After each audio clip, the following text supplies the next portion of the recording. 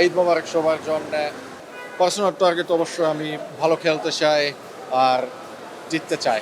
অবশ্যই আমার তপু বর্মন ভাইকে অনেক মিস করি। অবশ্যই সম্ভব আছে আর আমরা ভিয়েতনাম এবং সিঙ্গাপুর অবশ্যই জিততে যাব। So and also to build our game and to play confident football like we have played throughout the qualifiers. And the result we play against Singapore in home was unfortunate. So now we will go over there and win at their backyard. হ্যাঁ, অবশ্যই আমার তপু বর্মন ভাইকে অনেক miss করি, কিন্তু আমাদের young talent আছে, for example, Junior Topu. So we're confident that we will keep playing well as a team also.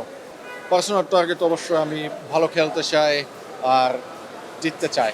হ্যাঁ, অবশ্যই it's a bit sad, but in the end of the day we're sacrificing for the country and we are one big family, so I'm happy to spend the Eid with these guys.